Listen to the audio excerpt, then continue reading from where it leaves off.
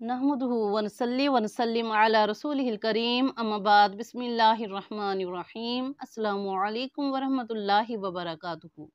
सामीन में आज का मौजू है एतकाफ़ की फजीलत और ख़वातीन के एतकाफ़ के मतलब चंद अहम मसाइल के जिसका जानना तमाम ख़वातीन के लिए नहायत ही ज़रूरी है कि एतकाफ़ रमज़ानुल मुबारक की ख़ास इबादत है कि जिसमें इंसान मशागल दुनिया से अलग होकर सिर्फ़ रब्बे करीम की इबादत के लिए गोशा नशीन हो जाता है।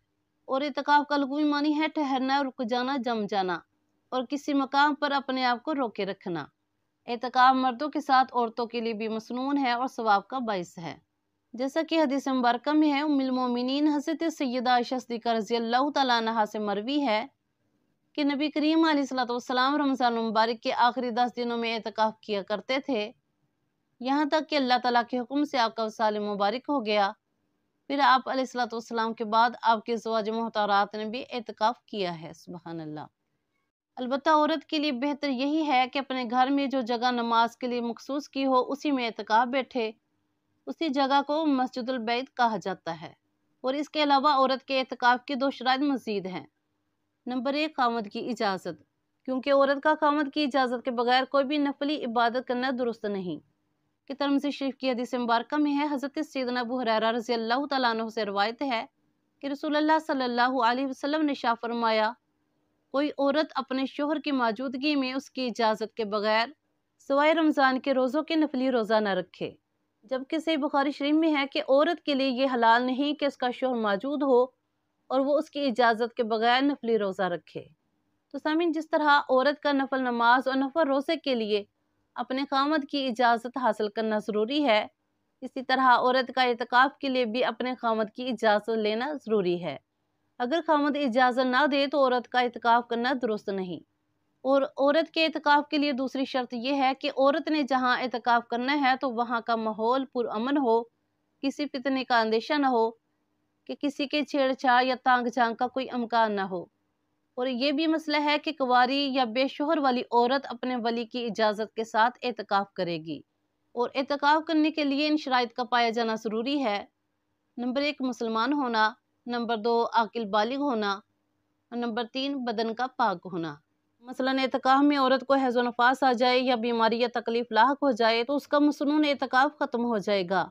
तो इस सूरत में औरत एतकाफ़ से उठ जाए और हैज़ो नफास के दिन पूरे करने के बाद उसने जितने दिनों की एतकाफ़ की नियत की थी उसमें से अभी कुछ दिन बाकी हो तो दोबारा एतकाफ़ में दाखिल हो जाए और बाकी वक़्त एतकाफ़ में ही गुजारे।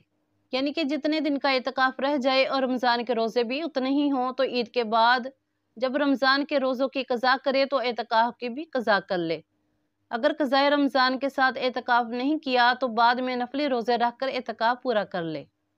और इस्तिहाज़ा की बीमारी में मुब्तला ख़वातीन के लिए एतकाफ़ बैठना दुरुस्त है।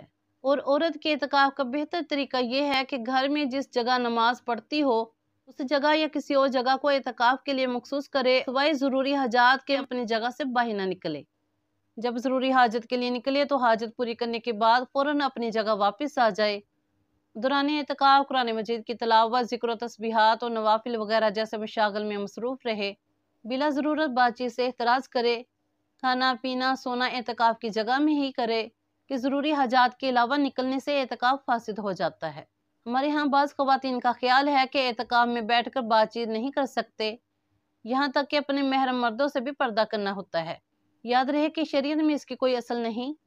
बातचीत हर वक्त की जा सकती है मगर एतकाफ़ की जगह में रहते हुए, और बिला ज़रूरत तफसीली बातचीत से एहतराज़ करते हुए अहम गुफ्तगू करने में हर्ज नहीं है। और इसके अलावा खाना खाने के लिए बार बार मुँह हाथ धोने के लिए एतकाफ़ से निकलना भी दुरुस्त नहीं। गो कि ये एक सुन्नत अमल है मगर शरई या ज़रूरी हाजत नहीं। इसी तरह औरत एतकाफ़ की जगह से बाहर खाना पकाने के लिए या घर के कामकाज के लिए नहीं निकल सकती।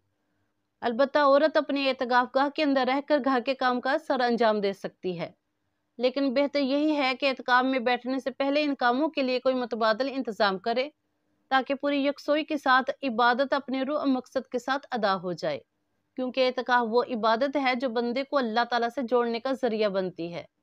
और मसनून एतकाफ़ जो शख्स खुलूस के साथ रमज़ान के आखिर अशरे का एतकाफ़ करता है उसके पिछले तमाम गुनाह माफ़ कर दिए जाते हैं और 2 हज और 2 उम्रे का सवाब मिलता है। सुबहान अल्लाह। کہ حدیث مبارکہ میں ہے نبی کریم علیہ الصلوۃ والسلام نے شاہ فرمایا کہ جس نے رمضان میں 10 دنوں کا اعتکاف کیا تو وہ ایسا ہے جیسے 2 حج اور 2 عمرے کیے ہوں۔ سبحان اللہ۔ سامعین، یوں تو اعتکاف کسی بھی مہینے کیا جا سکتا ہے، لیکن رمضان کے آخری عشرے میں اعتکاف کرنا سنت موقدہ ہے۔ اللہ پاک ہم سب کو مصنون طریقے کے ساتھ اعتکاف کرنے کی توفیق عطا فرمائے اور ہماری عبادات، نماز، روزے اپنی بارگاہ میں قبول و منظور فرمائے۔ آمین۔ دعا میں یاد رکھیے گا۔ جزاک اللہ خیر۔